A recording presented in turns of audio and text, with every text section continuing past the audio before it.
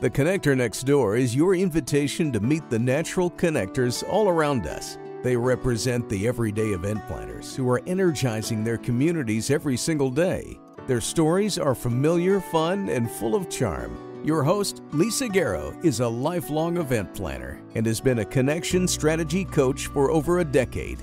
She knows events can become energized connecting points where communities can gather and grow. Let's listen in as she strikes up a conversation with today's Connector Next Door.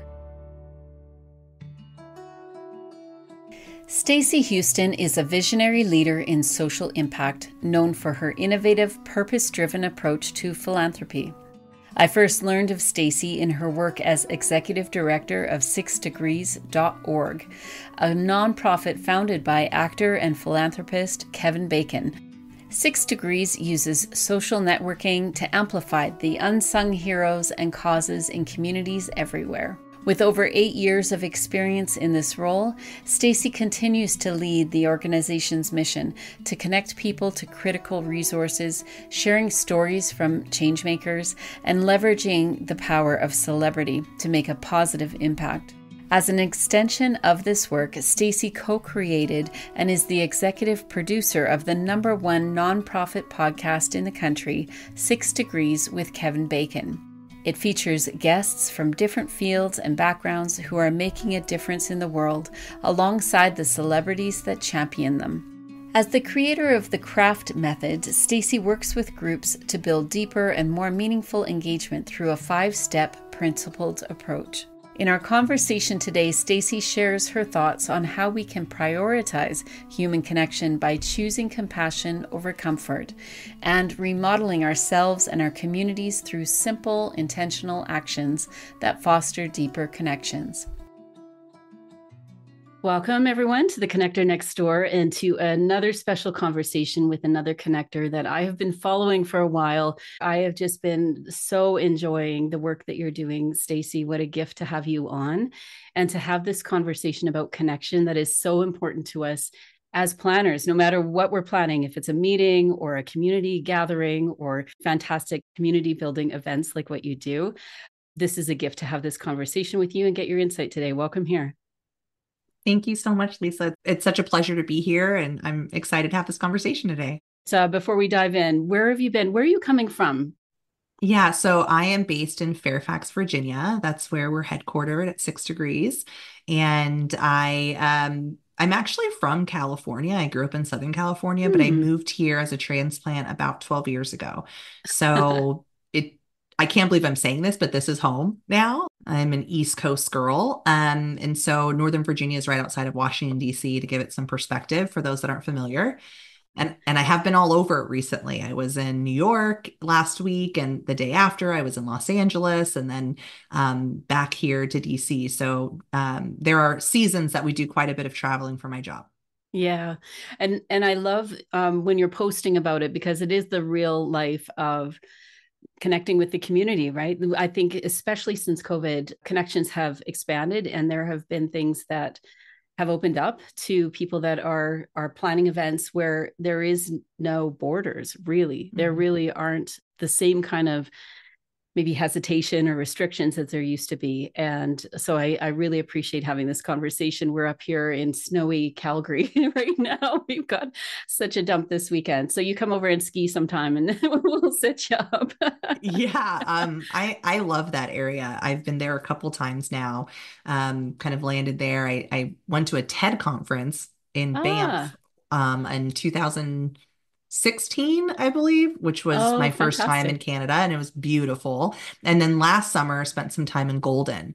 So landed in Calgary and drove up through Banff into Golden. We had some friends that live there, but did a lot of hiking during the summer. It's gorgeous. Yeah, absolutely. Well, you just need like winter tires. In the winter, it's still gorgeous up here. Yeah. Just got to be more careful. A little cold for this Southern California girl. I don't know if I'm completely ready for a true Canadian winter.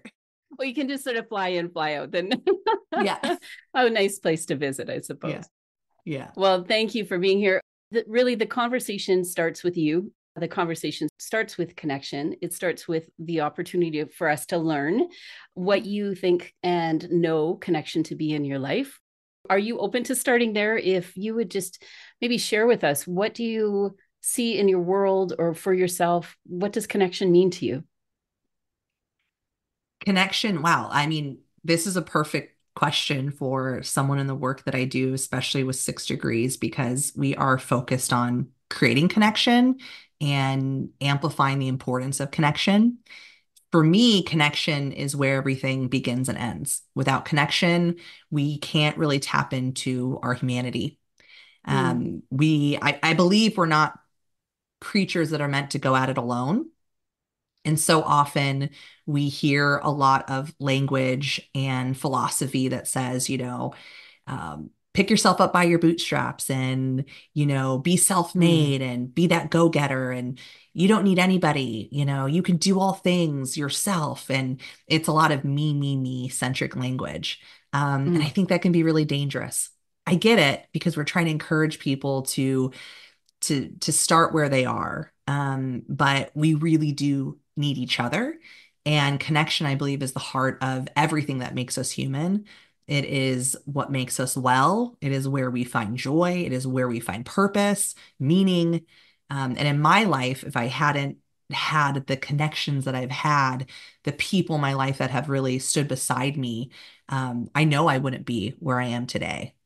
mm. So, my work, both professionally and personally, is really centered around the importance of connection. It's interesting that you started with that because I was listening to your TED talk recently. You did a TEDx talk in Fargo, I believe. And Fargo. that was one thing I wrote down in my notes was that we idealize the self-made person and that sometimes we need to remind ourselves that no one makes it anywhere completely alone. The reality is, especially when we look at our communities around us, past, present, future, Yeah. um, there are so many voices, so many perspectives that Hmm. allow us to see the world in a different way and adopt different ways of being and doing life that can be different than what we've known or more enhanced or Hmm. maybe healthier than what we've known before. You do talk a little bit in your TED talk about a crisis in your life and how that seemed to hit home what the small moments, those small connections have Yeah. done for you and have meant to you. Could you share a little bit about that? Yeah, absolutely. So a few years ago in 2017, my mom suffered a stroke and she was in California at the time. I was here and I hopped on a flight, flew there for the next 17 days, slept on that little couch in the hospital room next to Mm, her through ICU and a lot of touch and go moments. And because of the severity of the stroke, she was permanently disabled and had to go through acute therapy facilities. And then, my brother tried to bring her home for a period of time and we had nursing care. But eventually she needed 24-hour round the clock care. And I have my brother and my sister, there's three of us. We are extremely close. And this situation only enhanced that, which I'm extremely grateful for. mm, And what I will say during that time is when my mother, who is my best friend, I talked to her every day, all day long. Sometimes we would just sit silently mhm, on the phone while we were doing things. When that's taken away from you in that capacity, and eventually I was grateful that we got some of that back before we lost her in 2020. But when you're in that type of tragic, heartbreaking time, often you will have kind of one or of two interactions with people that show up or people that don't show up. And that's not to say anything bad about those that don't. There's often a really well-intentioned excuse, right? They feel terrible. They don't know what to say. They're afraid that they're going to remind you of something as if any moment your mind is on anything else anyways, right? mm, But it's a lot of I don't want to make things worse. I don't want to say the wrong thing, or it reminds them of their own trauma or grief. Um, And really what I found was in that moment, the people that, even if they didn't know what to say, sent a note to me that just said, I'm praying for your mom. I'm thinking of her every day. I talk about in the TED Talk, a friend that just wrote my mom's name on her hand, and it was in Hmm. permanent marker. And every day she's just wanted me to know, you don't need to respond. I'm thinking about you. I'm praying for your mom. Those were moments that it made me cling to hope. And also, I knew that when I had nothing else to give, other people were standing beside me, Mm. however far away. What is hard in those moments are when the people that you believe would be there in times like that don't show up. Yeah. Oftentimes, that is the most glaring. People that you thought would be a part of your life long after my mom passed away, that just kind of disappeared. And you start to realize, well, these aren't bad people, right? Um, they're just not thinking about why it's important to lean into the uncomfortable. I talk about us needing to get comfortable because where we have discomfort, we can grow in compassion. We have to stop thinking about ourself and our own comfort level. We need to start thinking about what it looks like to show up for people in times of need. And in everyday life, we needed to make it something that is a habit again, so that we know that when something happens to us, we're met with that same type of compassion and support. Um, I truly believe that we're in a really critical time in our culture, in our society, where we are turning so inside. We're looking inward and we're not really thinking about others. We're not really thinking about how our words, our actions affect the multitudes around us. And it's almost encouraged to just be authentic and be genuine and say what's on your mind, um, instead of really thinking about kindness, love, Mm. empathy, support, right? Yeah. And so my work really is stemming around, how do we get people showing up for each other again in genuine ways, simple ways. This is not to overcomplicate things, but getting comfortable with things that aren't always convenient. Isn't it amazing when we talk about connection, and it has become a buzzword, I think. It Mhm. has been one of those things we talk about, particularly since the pandemic, but the discomfort in connection Mhm. and how we have to work at it. I Mhm. think if we step forward in curiosity, we can truly allow ourselves to play with it a little bit and just to say, what could it look Yeah. like? And in the middle of crisis, there is honestly no better time, I think, to get beyond ourselves and just to Mhm. say, I can't actually do this alone, that Yeah. there needs to be others in the mix. Curiosity is key. Mm. And I do believe something that you're touching on is that we can't have expectation, because Right. that's where we get let down. This expectation that we're going to show up for someone and they're not going to be so overtly grateful and say, this is exactly what I needed, and we're going to feel good about ourselves. And needing that goes back to the self. You're Yeah. doing it for yourself. You're doing it for your own self-validation. Now, when you do things out of genuine care and kindness, and it is a practice, right? You will receive those benefits. I mean, there's a lot of physiological things that happen with our brain, our mental health, reduction in anxiety, depression, those sorts of things when you do acts of service or kindness or acts of humanity, as I call them. And and so I think you see that in the long term and even sometimes in the immediate. But I think if you're leaning in with this expectation, Mm. then you'll never receive the full benefit. It will not be as effective for you as an individual in terms of the longevity. I think this goes back to nonprofit work that we do. We're at 6 Degrees, we're really focused on ensuring that people do not extort those that they're serving, by taking their stories and their faces and their trauma and using it as a way to fundraise and to, get people to open up their wallets. And that is it's like really a traditional philanthropic Mm. process. Like that's what people do. They want the heartstrings to move.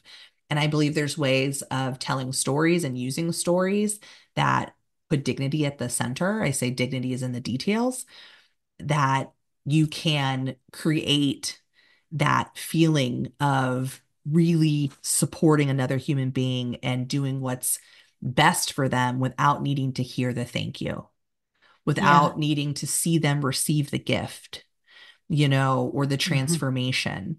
Um, and realizing that you're doing a greater service, allowing these people to have the dignity and the anonymity in who they are. And I think that's really critical. And it doesn't affect our feeling of connection. I think that that's what's so beautiful about what you're saying, is that traditionally maybe that has been just a way of proving ourselves, maybe in the nonprofit world or in what the work we're doing is, when we get that thank you, or when we get that picture, or when we're seen with somebody, that we're helping, or the beneficiary is somehow in the shot. And I think that I love that you brought up the nonprofit side of this, because when we're talking about a personal connection, something that is, we're stepping in, we're curious, we don't necessarily have an agenda. There are a lot of people out there listening to this saying, yes, but I've got measurements and I've got results Mhm. and I've got an event that I've got to do, and da da da, all these things that we need to show that what we're doing and the money that I'm getting paid, or the partnership that we've put together, is worth it in the end.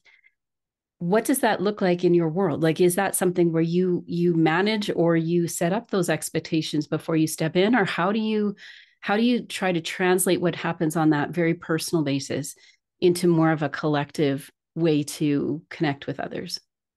Yeah, no, that's a great question. And I think it begins with talking to the local nonprofit. So a little bit about Six Degrees is that we are an amplifier of other local and grassroots nonprofits. Although we're national and focused domestically in the United States, we support organizations that are doing really impactful work, but they don't have big marketing budgets and celebrities to have a media moment. And often they're in the work, they're doing the really critical work, and we Mm, want to help them cast a wider net, right, to get the support that they need. And so the first thing we do is we center them in their stories. And even if they are an organization that, um, has clearances and they're okay with showing pictures and that sort of thing, we just have kind of a stance that that is not something we want to do. So the images we tend to show are of those in connection, the volunteers that are coming together, building essential resource kits for those organizations. We like to show pictures of the leaders in that organization, or their volunteers and their program managers, and let them kind of tell the stories and tell the anecdotes. And because storytelling is powerful. mhm, When you lean in and you're listening to a podcast like this, or some other short form content, you can see it and you can visualize it. mhm, There's ways to use different types of B-roll, right? That still evoke something and tell a story, but there's still an anonymity. It's not always easier, it's more equitable. That's what we believe. It's mhm, not something that we're saying, oh, this is, you know, cost effective and it's easier than just getting the shot and getting the testimonial on tape, right? But it's what we believe allows people to have the most dignity that they deserve to have. I don't think you should need to see someone's face in order to want to serve a person and help that person. And I think that our fundraising and campaign mechanisms have proven that that's the case in terms of our impact and our reach and the people that have kind of tuned in to learn more and support. Um, so and that's not like I said, it's not to say that these other organizations are doing something wrong. I think there's a lot of people that disclose they're over 18 and they say, I want to tell my story. This is empowering for me. That's a different conversation, right? yeah, yeah. But it's about someone having choice and not feeling like they may lose something and if they say no to that, right? If there's a power dynamic at play, even in the nonprofit world, that I think we have to be really sensitive to. It's interesting in the what I am seeing on social media that you're posting and just the energy and the joy in the storytelling that you're doing. Do you get that sense that people are feeling personally connected to the cause as opposed to just connected to the organization or the work? Are they personally feeling energized about what's happening? Absolutely. And I think that for a long time, Six Degrees was agnostic of causes and pillars. If we woke up and we felt like there was a need that day, we would spin up a campaign and a story about that organization. And it made us very nimble, but it also made it really hard to fund our organization.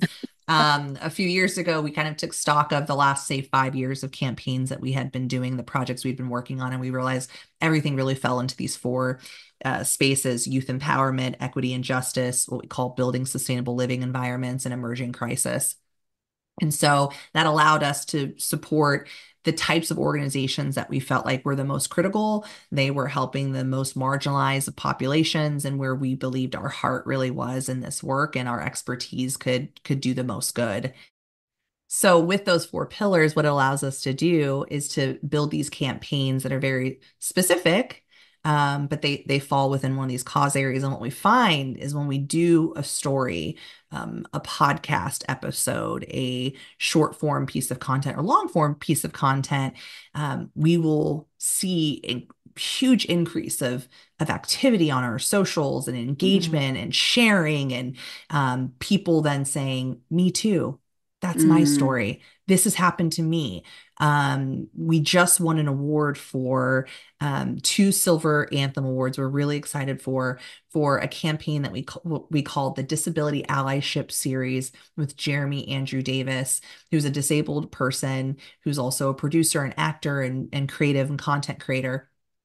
And we centered him and the stories that he tells, and we combine that with our audience and the an audience that may not know a lot about how to be a true ally mhm. to the disability community, the language that's appropriate to use. We just did one video that I was actually very excited about because I said, you know what, Jeremy, I hear people say, don't say disabled, say differently abled. I I'm like, watched that one. you watched it, right? And Yes, I so said, I think we should do so a video good. on it. I was like, we Yeah, need you to do a video that addresses that because I yeah. feel like that's like the new PC thing.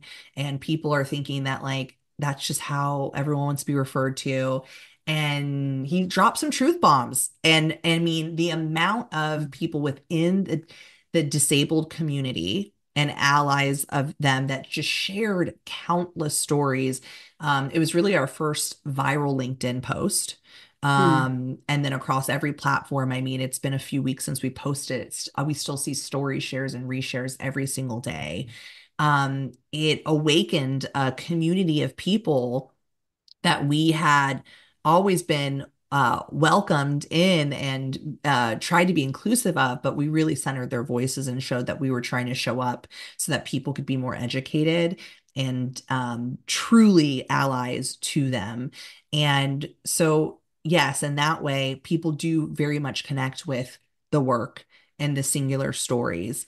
And we're really shifting at Six Degrees to say we are a storytelling agency and we believe that storytelling has the power to help people become more empathetic, bridge divides, help people to understand one another more, become just, more tolerant even, right? That Yeah. there's just such division, not just around, the United States. I think we're seeing it around the world. And Hmm. so we're really coming up with mechanisms to track that impact so that when we do share these stories, we can talk about the widespread metric of change that we're seeing in our audiences and why stories are important and why that's something that people should want to fund. When we're in a world right Yeah. now where people are banning books, right? And banning history, parts of history, and retelling it in Mhm. ways that are not centered on truth, it becomes very dangerous. And so it is really critical that those people that have the stories to tell, those stories are uplifted in places that are accessible to everybody. Yeah.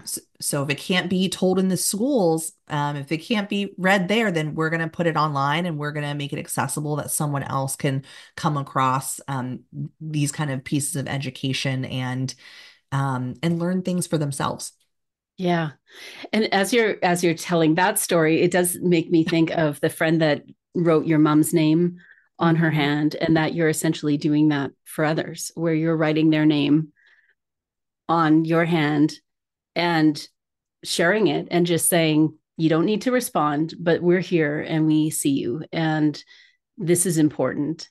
And there will be more people that will have an opportunity to share and understand and take their own perspective of it. I think when it has a life of its own, it will go into places that we have no idea. That story will Mhm. be retold in lots of different ways. That's the beauty of it.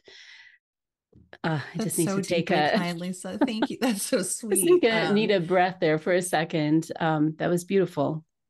I do think it's really, really critical to tell people those types of things. And I thank you for spending a moment to tell me that because I didn't make that connection. But I do believe that um, since I was a little girl, I've had a lot of empathy, um, a lot of empathy, and I've always wanted to kind of fight for the person that isn't seen or cared for or is different. And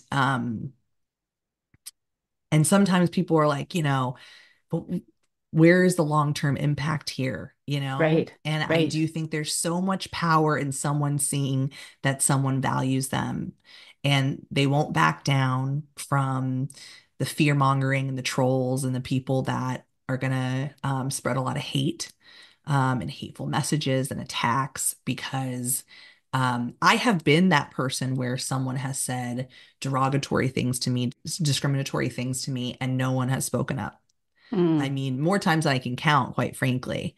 And it is deeply painful when you have to be the one that speaks up for yourself when all these people that supposedly love you or care about you or really good people just don't want to get involved or didn't know what to say and didn't speak up, right? And I don't want people to ever feel that way. And I know mhm, that people feel that way every second of every day. So the least thing that we can do is create a space for people that say, we see you, you're loved, you're worthy, you're valued, we're different. mhm, I'm glad that we're different. It mhm. makes us better. And that we have that opportunity to sit with each other in Yes. whatever it is. Because I would guess that no matter what event you're putting together, events are one of those things that come and go. And I often talk about moving past the one hit wonders. Like it's just like the one event, the one signature event, or the one thing that we plan for all year. I call events connection points over time. And how are we making multiple connection points with Yes. a community or with our team or with the people that not just matter to us, but matter in the big scope of things over time. And that's, I think you talk about that a little bit in your craft method. If maybe we could jump into that, but the idea of Yeah. consistency over time.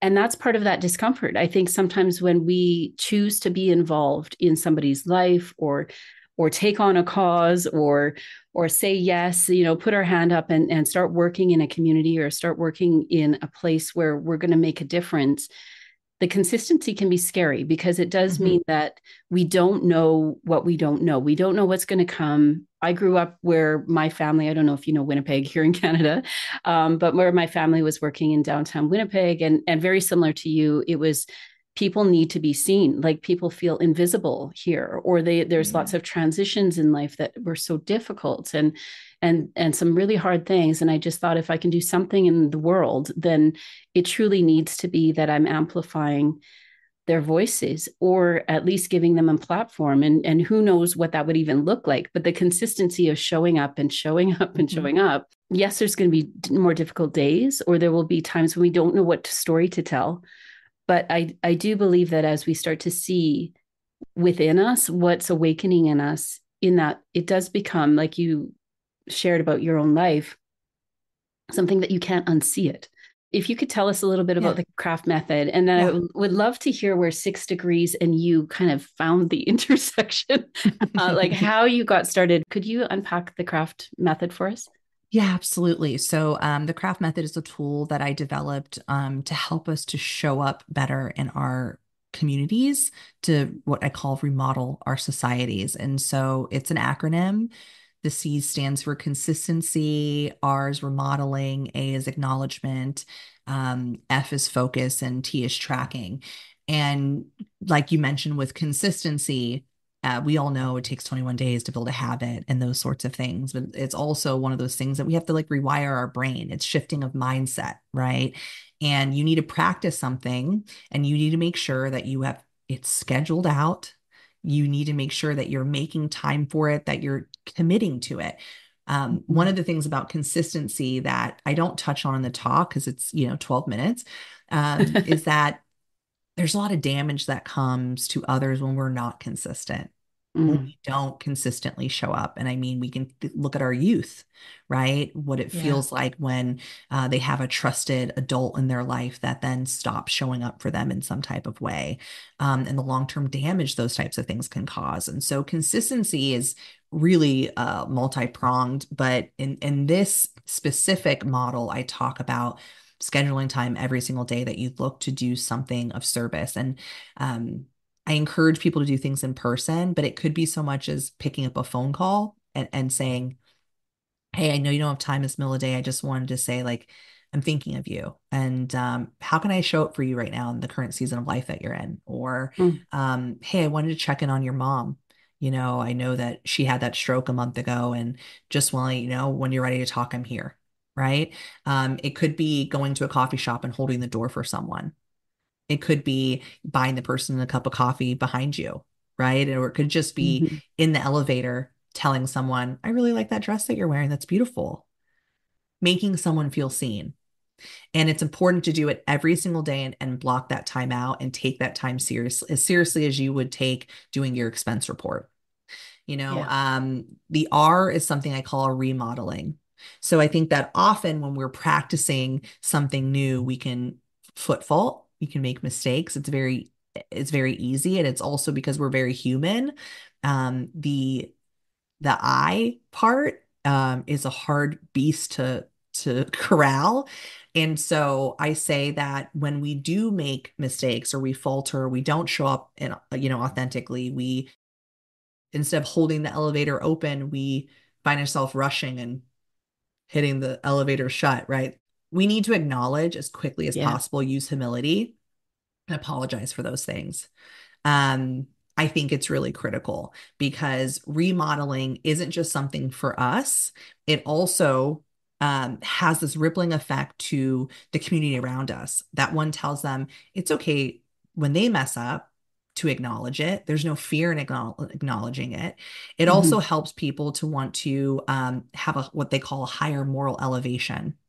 So it is a real thing that actually is backed by science that can help us to all improve, and to say it's okay to make mistakes and to say sorry and to say, I'm going to own that. And other people Yeah. say, no problem. Thank you for doing that. Like Yeah. let's keep it moving. A is acknowledgement, and that is, like I say, it is really hard to build connected, healthy communities. And we need to acknowledge that it's going to be hard. You're going to make these mistakes, that there's a lot of distractions in the world that are actually there to make it so that it's as hard as possible for us to focus on greater community and not just ourselves, right? Yeah. We have believed a lot of lies, I will say. I talk about Darwin and how growing up, all we ever heard was survival of the fittest, right? Yeah. This idea that the strongest, quickest, brightest, they're going to succeed and the weaker one is going to be left at the wayside. This idea that you need to fight for you and your own. But we don't talk about this later part of Darwin's work where he says, well, actually, it takes reciprocity and collaboration in order to be successfully evolved. Mhm. I'm sorry, what? We just, you telling me we just totally forgot about that? Right. Like those types of things are by design, right? Yeah. Um, because they don't fit some agenda, right? Yeah. So it is critical that we really start examining what we've been made to believe, and we take some power back in that. So that's kind of that acknowledgement. The focus is really around limiting distractions. I talk a lot about how technology is built to capture as much of our time and attention as possible, and that we don't stand a chance. Like they've spent billions of dollars to say, how can we make sure that they scroll endlessly forever? Our brain patterns and how we think has been altered. Like we can't focus past 2 or 3 moments. They say in the first 3 seconds, if you don't capture someone's attention, they're going to move past that. Can you imagine that? I mean, we both, Lisa, grew up in a time where like you had commercials. I remember when the first TiVo came out and I was like, TiVo, we can fast forward through commercials, right? Right Yep. now, the only time you watch a commercial is the Super Bowl. Let's be serious. Maybe the Olympics. Okay. If And you that's even because watch TV and commercials. if you even watch TV, right? It's true. And that's if you have the cable package for the NFL or whatever, because outside of that, we're all streaming. Let's be serious, right? So it's this idea that you have to limit distractions. You need to leave your phones at home. You need to put them out of reach.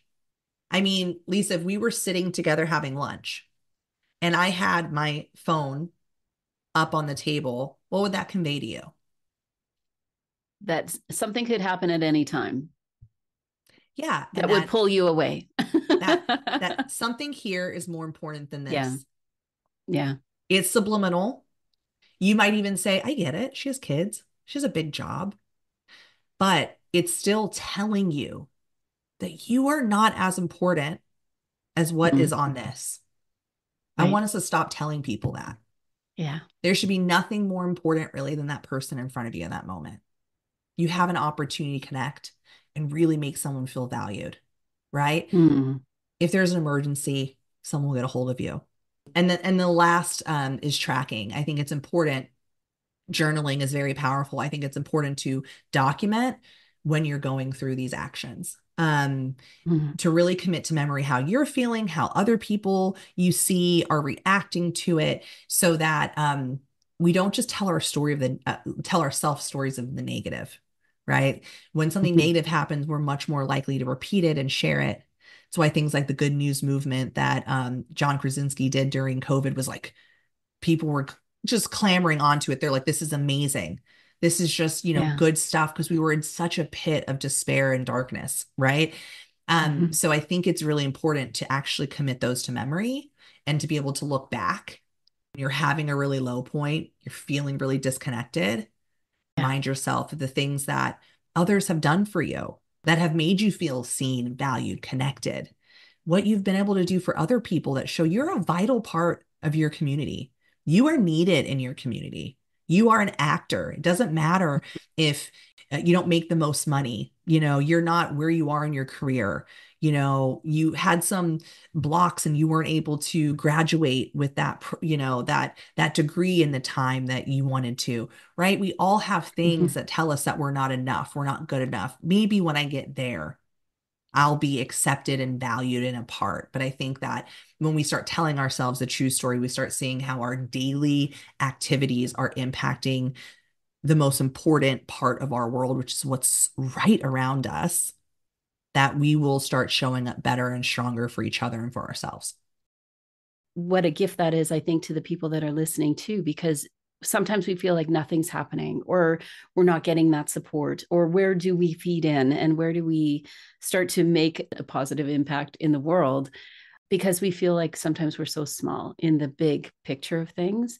What a beautiful method if we were to adopt those 5 things, if my math is correct. That's right. Correct.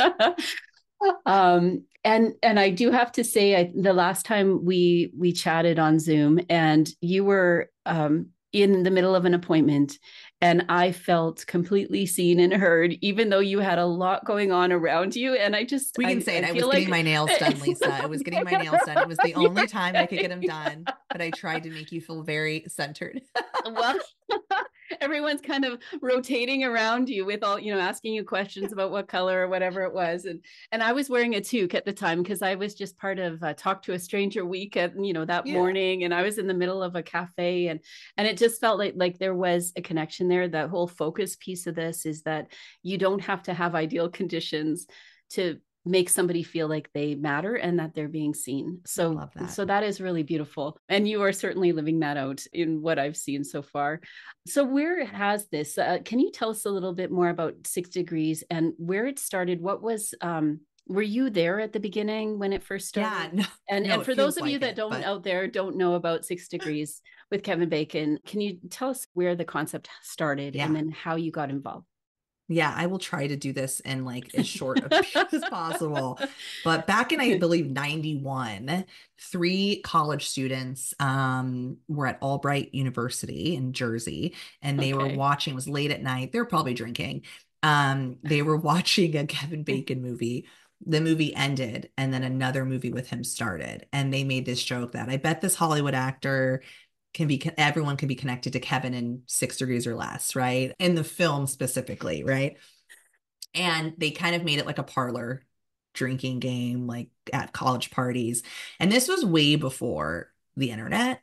So somehow I still am just like, how did How did people that spread? happen? How did that happen? Kevin started getting asked about it. And he was like, he thought they were poking fun at him. Like, oh, he's been in all these like, films and done all these things, but like, you know, not known for any one thing, that sort of thing. Okay. But then he went to a late night show, and I forget which one it was. And they were also there. And they came in, they said, oh, we also invited these three guys. And he wanted to die. He was like, Oh my you've got to be goodness. kidding me. Like they're gonna make fun of me on national television, whatever. But he said the guys then came in and they were so kind and so warm and like very differential. And they're just like, you're such an incredible actor. You've been in all these films. Completely different because it's like imposter syndrome. Of course. Even Kevin can have imposter syndrome, right? Like, right. And he realized, oh no, that's not what they're saying. They actually love my career and respect my career and know I've been in a lot of things. Kevin's a character actor. So he's not like, I'm holding out for this one role, right? He's like, I want to do things. I'm an actor. I want to do things I haven't done before. I want to work with interesting people I haven't worked with before. I don't care if it's two sentences or the lead character, right? Yeah. That's what makes him so diverse and such an incredible actor. So he leaned in years later. That was in 91. Around 2007, he started kind of asking himself that I've had a lot of success in my career. It's time to give back. But what do I have? He was kind of inspired by Newman's Own and the sauce. And he thought, okay, well, Paul Newman has this. He has this brand, right? Like, but what do I have?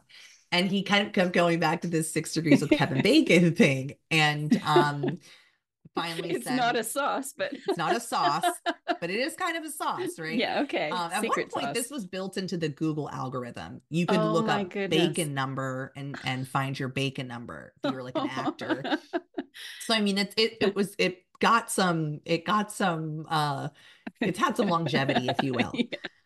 So he decided I can take this thing, turn it on its head, and really make it so like anybody can be a celebrity for the causes they care about. Let's create moments of connection, of joy, of support, specifically for local grassroots nonprofits. There's a lot of great, huge national organizations, global organizations, but we believe that we can lend the most support to those that are on the smaller side, right? And they're doing really impactful work, and we can lend some of our production, creativity, project management, PR support to those organizations to really help them tell a compelling story and get people engaged. So in 2007, I mean, it was a completely different iteration. It was really celebrities having a little badge that said, these are the causes I care about. And if their fans wanted to support them, they could. And then we did some good cards where people, for Christmas or the holidays, Hanukkah, you could give gifts of donations to causes that people cared about, which was very popular. And then we eventually had a map. When I came in 2016, we had a map where people could see, other celebrities could see different causes all around the country, different organizations that wanted to social media shout out, someone to attend their gala, someone to stop by their 5K run, those sorts of things, and Ah, engage. And it was kind of this interactive map. Um, and we just decided that we really wanted to drill down and have more local impact. Here we are in Fairfax, Virginia, but also be able to tell stories more nationally. So we've really settled on these kind of three programs, which are building kits by Kevin Bacon, which is the essential resource kits. We build a lot of kits with hygiene or mental health products that support the constituents that are being served by a multitude of nonprofits that we choose to partner with. And to date, we have distributed approximately 30,000 of these kits in the last year, and in wow, 49 states. So we're amazing. our last state is South Dakota. We're coming for you, South Dakota. And so that has been a really powerful way for us to show up in community with Yeah. tangible resources. And then Cause Evolve is our production service where we tell stories about those organizations and the people that are impacted by them and the change makers on the ground, those that have given their life and their time and attention to really care for communities, because we believe they are the celebrity, they are the star. And we hope by telling those stories, it'll inspire other Mhm. communities to say, I could do that here. I could do a Yeah. version of that here. I'm inspired to think about how I can show up and serve in a better way. And then our third program is Degree Shift, and that's probably one of our oldest programs. And that's where we really build these convener campaigns. Think, pediatric cancer. We bring together 3 or 4 different organizations that are tackling it in different ways and showing up for families and communities different ways. Create a hashtag, an awareness piece to it, and really go online in a widespread media push to get people thinking about it and Yeah. engaging and supporting. And what we love most about these campaigns is we've seen them replicated. So we might do one in the Mid-Atlantic region that starts there, but then Minnesota picks it up, and Texas, and then we saw Spain pick it up, and it kind of goes on and on. And it's really, really powerful when you see that you can create something that's replicable, that is like a blueprint for other communities, and really can make you know make make an impact. Hmm. And how it connects to me is when I came in as their executive director in 2016. um, Kevin and I both really have always been centered on connection is important. People don't just like connection, we actually need it as human beings. And so creating ways that people can plug into these community organizations and show up, feel that sense of joy, also feel that sense of belonging and connection is really powerful. That gets people from just doing things once and becoming an ongoing volunteer, board member, donor, supporter, right? Sharing Hmm. things online, feeling engaged, feeling like they're a part of something. Yeah. And so when I came to this TED talk, I had, circumstances in my life that really I feel like converged. And Hmm. I saw that it was critical for me to deliver this message. I felt like we do a lot of incredible work at 6 Degrees on these community activations, but I wanted people to feel empowered to take um, everyday individual paths and say, I can show up in this way. I don't need to wait for a charity event. I don't Yeah. need to give a bunch of money. I don't need to create some sticky, amazing, glamorous campaign. I can start today. I can make an impact today. Here's the data and the science that shows that this impact is having, measurable outcomes Hmm. for me, for my community, for the people around me.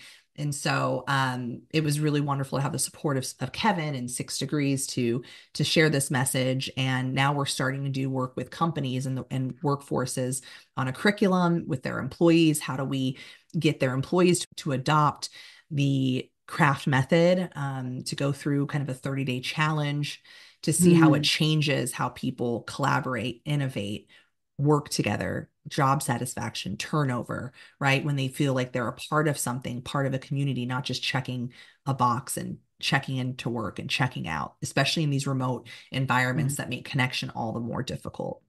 Hmm. What a story.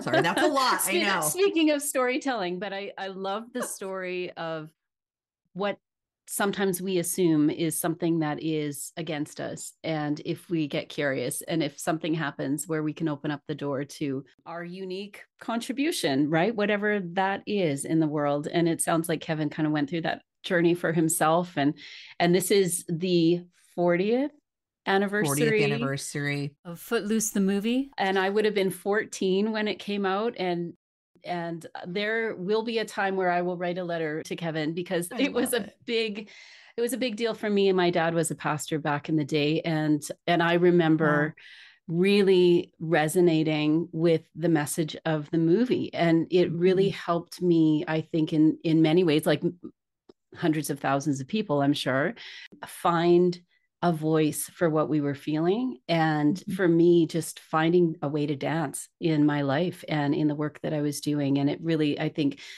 about it a lot in the sense of, we don't need to be afraid of some of those things that will hold us back from connecting well, from being ourselves, from contributing.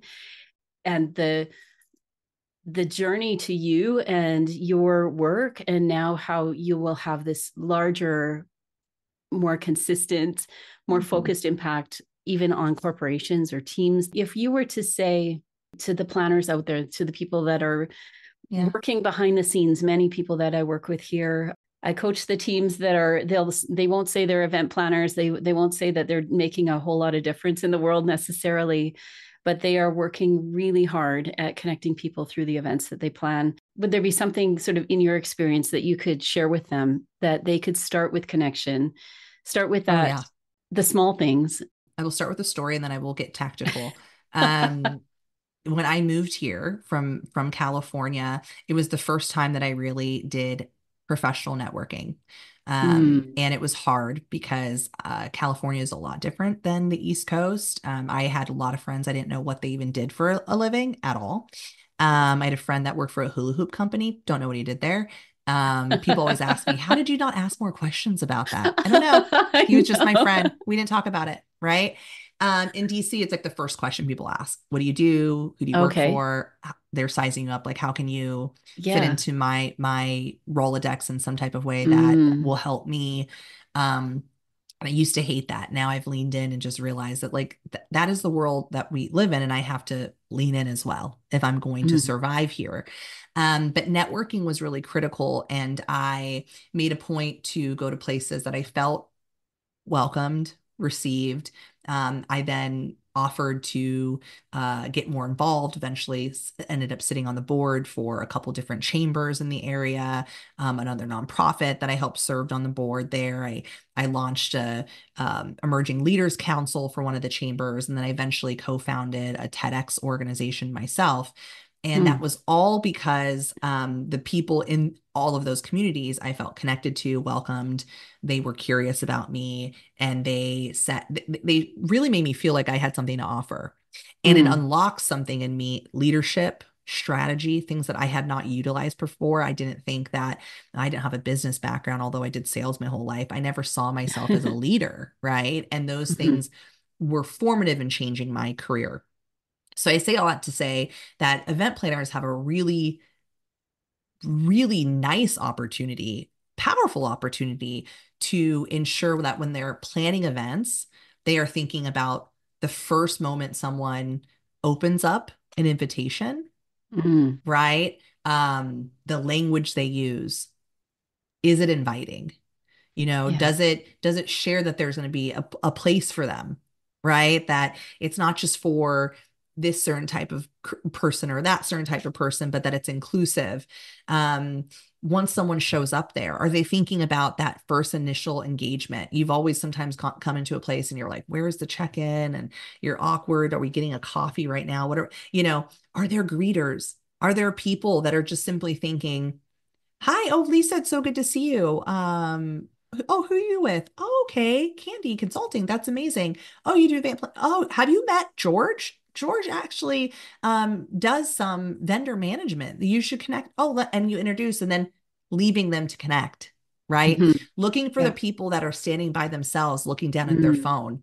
Their phone doesn't mean I'm busy and I don't want to connect. Their phone means I am off. I don't know what to do. I don't know anybody here. I'm doing Mm-hmm. something so that I don't have to stand here awkwardly. Okay. That's a sign to go over and say, oh, I'm so sorry for interrupting you. Like, I wanted to introduce myself. Welcome to this event. Make people feel like they belong, like Mm. they are seen, right? If you want to Yeah. grow what you're doing, you want to get good feedback, testimonials, grow your membership and community. So I think that on the planning side, this is something that I've implemented with my teams. Make sure, especially when you're planning an event, it is stressful. It is abundantly stressful. There are just deadlines consistently that you're working towards, and some vendor always backs out, something always falls through, and it can be very stressful. Take the extra time on your one-on-ones, on your group meetings to have a personal check-in. Mm. How's everyone feeling? Can everyone share something positive that happened to them this week? Any plans for the holiday? Right? Like, Yeah. have a moment to actually say your personal life is seen and relevant and important, and we see you and we care about you. And before it's just, what did you do? What did you deliver on? Who's fixing Mm-hmm. this mistake? Right? Yep. Event planning can be a high burnout, a lot of turnover. Mm-hmm. People can feel really undervalued and under, just like they're it's on to the next. Thank you. Yes. And what are you doing for next year's event or next quarter's event? Yeah. Right. So I do think that it's important, like in our daily actions, to think about how are we making the people around us feel seen, value, heard, um, above and beyond what they're doing for us. Mm-hmm. Yeah. I hope that's helpful. I Oh, don't. it's super helpful. And it is so easy for event planners and event planning teams to get to the point, to get to the Yes. spreadsheet, to get to the checklist. And there's a sense of pride that we've accomplished things. We're very production and Yeah. program driven. And there's nothing wrong with that. But Correct. taking the step back and saying, let's put people before projects, and then remembering them, tracking even what we're hearing from our teams, Yes. and remembering their names. That's something I've had to really work at over the years, Same. is Same. remembering names and details and things that in my blinder view of the event don't come into the planning, but they really make a difference on the bigger picture. And so what a beautiful way to end this conversation. A reminder that we are all people looking to be heard and seen. And what a fantastic way for us to lean in with the craft method. Try that with your team today or this week, or as you're planning your next event. Find a place for it where you can have that conversation, where you can actually say, how can we create better connections through the event that we're planning, and use that as a tool. I think, Stacy, that's why you've put it out there, so people can actually start using it. Yeah, absolutely. Thank you so much, Lisa. This has been so much fun. Oh, I so appreciate it. How can people continue the conversation, learn more about 6 Degrees or your work? How can they Thank get a you. hold of what you're up to? I always forget this part. It's like the most important part. I mean, it's not the most important, but it's pretty important. Please go to 6degrees.org. You can learn more about our work on our website, work on every social platform you can think of. We're moving off of X, but we are at 6 Degrees of KB on Instagram, 6degrees.org on LinkedIn and Facebook. We're on TikTok at 6degrees.org and on YouTube on the same. So please do follow us. And we always say, if you're not able to give, like, engaging and sharing and commenting, that really helps us cast a wider net on our stories. And so it's so deeply appreciated. And for me, you can go to stacyhuston.com, and that's spelled like Huston. So STACYHUSTON.com. You can learn a little bit more about the craft method. And we are putting out some tools. There's a book coming in 2025. And so I you can heard that. subscribe, and I'll definitely share. I'm not So good. an over newsletter person, but when there's something important, an update, I can make sure to connect with my community and let them know. But you can also find me on LinkedIn. I'm very active there, and I love to connect and meet more folks that care about social impact. Fantastic. Thanks so much, Stacy. So appreciate it. Thank you, Lisa. Thank you. The Connector Next Door podcast is produced by Candy Event Consulting, where everyday event planners and their teams gain clarity, get connected, and grow in confidence. Subscribe at www.candyconsulting.ca to hear visits with everyday event planners who are putting connections first.